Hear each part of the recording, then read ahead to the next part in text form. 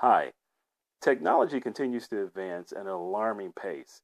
How many of you have encountered the problem where you purchase a device and then 3 weeks, a month, or 2 months later, there's another version of that device that's been released and you end up wasting money and have an obsolete device?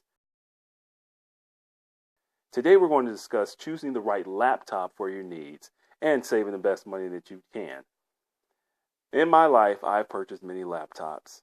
I've gone through the options that I need, and I felt that I had everything that I needed. Unfortunately, as time progressed, I realized that I did not have the right device and didn't have enough power and or storage to suit my needs. Through trial and error, I had to find this information out and losing a lot of money. But today I'm going to help you out and give you information you need that you can be equipped so you can make the best decisions. We're going to discuss three things today. One, we're going to discuss the intended use of the computer that you may need. Two, we're going to discuss the operating system that fits your needs. And three, we're going to discuss how much computer is actually right for you. Now, let's talk about the intended use for a computer. Some people may have desktop computers at their homes and they may want to replace them with a laptop and need the same amount of power. That's a great thing to do because it is helpful. The second thing that may need to be done is for intended use is that there are people who may need a laptop for mobility reasons to be able to take it with them everywhere they go, business users. The third different version of the user that we have is someone who may be a student like most of us are and may need to use it for surfing, checking emails, doing light word processing, things of that nature. Let's move on to the operating systems. There are three main operating systems that are out today. Number one is Microsoft's Windows operating systems. That's usually on a PC computer, which it's known by. And the problem with the Microsoft Windows operating system is the amount of viruses that it encounters. You may hear a lot of people talking about their screens going blue. You may even have had a blue screen. Hopefully you haven't. Unfortunately, I have.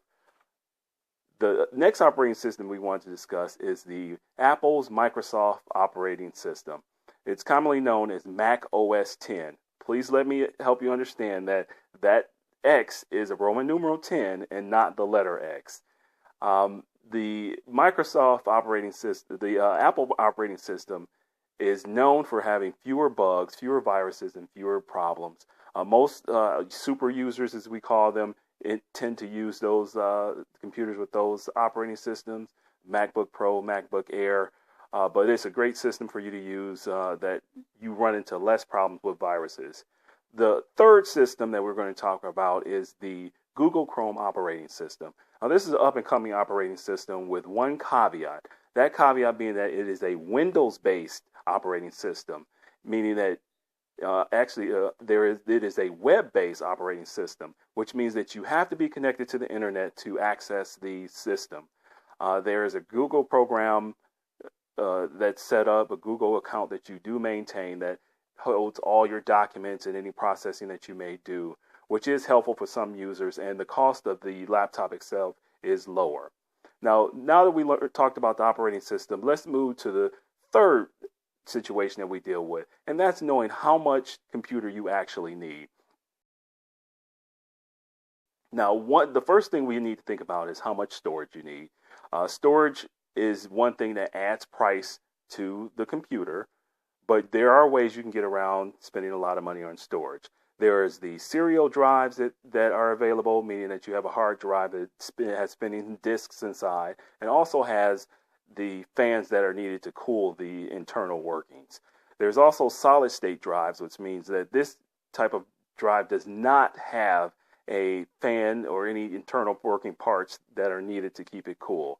Unfortunately, the price is higher for a SSD drive, as it's called, but there are ways you can get around that, and that would be external hard drives.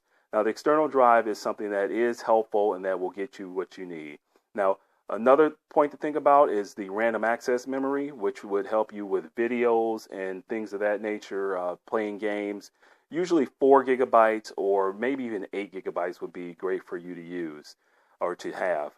Finally, the processing system is very important too. It's better to have as much processing power as you can to process the programs that you may have. Choosing the right laptop is very important. You have to know your intended use. You have to know why or the type of operating system that you need to have, as well as how much computer you need. I hope this information today has been helpful to you, and I hope you find the right laptop for you. Thank you.